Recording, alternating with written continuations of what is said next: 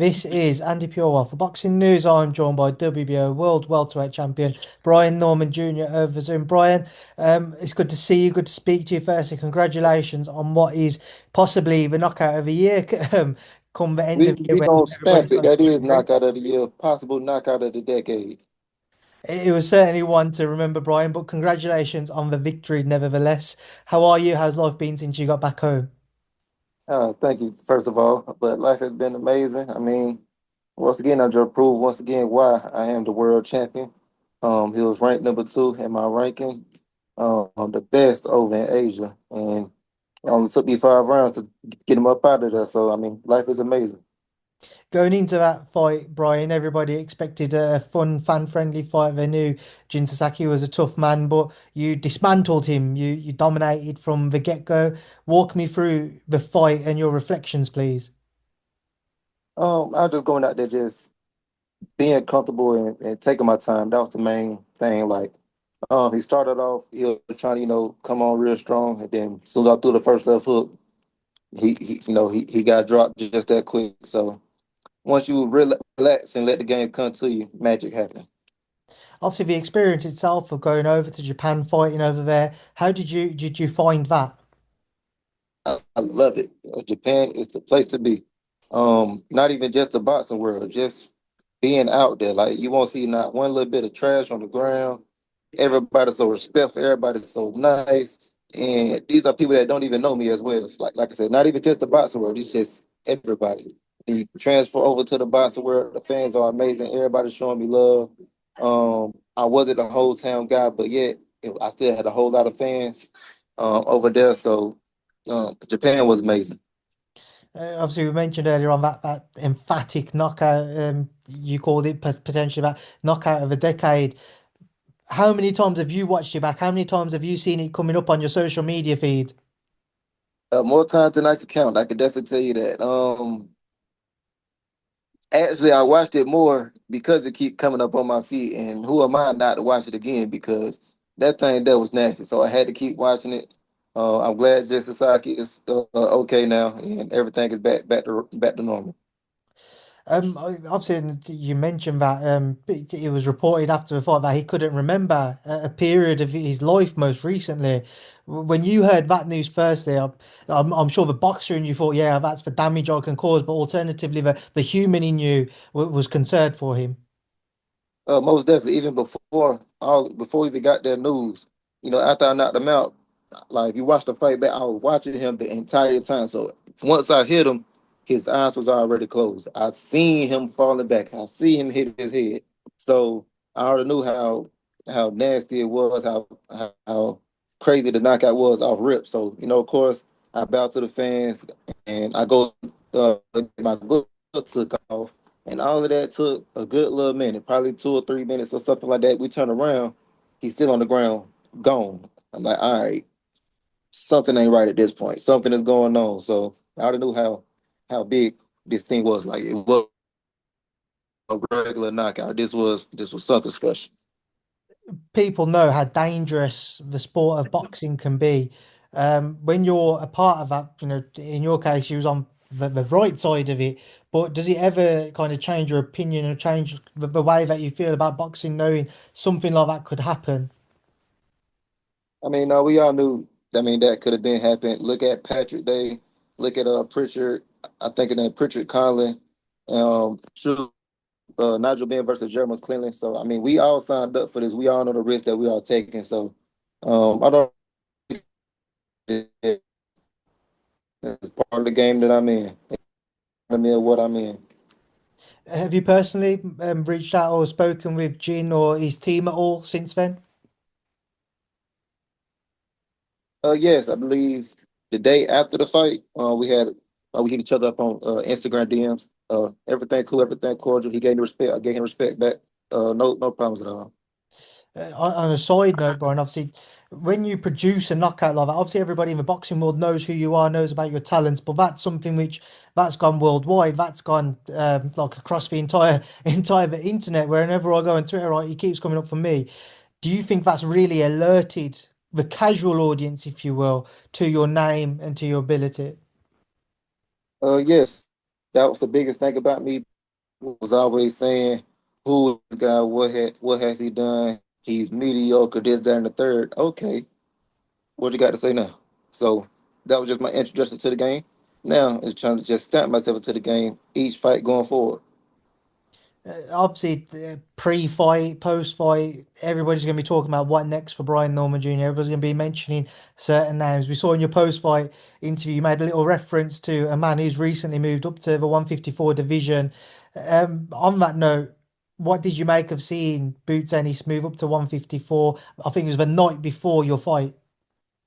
I mean, you emphasized the night before my fight for a reason. We all know we were supposed to fight right after this one, but for some reason, the night before my fight, you want to say you're moving up. Also, if I don't know if y'all remember in the post conference of his last fight with Stanionis, he said how easy he made weight, how comfortable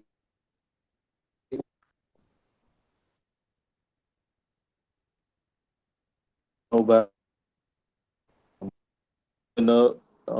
Even though we were funny over there, and then I think he called out, or it was something with Virgil Ortiz just recently, where they was faking like they called him out as well. And now that backfired on him too. So like you got me, Virgil. He even said he don't want to look bad against Tio. Who do you want to fight? What are you doing? I thought you was the big bad boogeyman. So let's see in one of these fights. How far would you go for a fight to prove you're the man, Brian, in terms of your boots? Because you have that title at 147. But if it came to it, if an offer was made, would you go to 154 for that fight? Or are you setting you want to become unified, you want to become undisputed? I am Brian Norman Jr. I am the king. I am the one that run everything. So why would I go to 154 just to chase him? At the end of the day, this all about me. Whoever I step in the ring with, they fighting Brian Norman Jr. I'm not fighting them. They fighting me. So I'm not going up to anywhere to try to go up against anybody.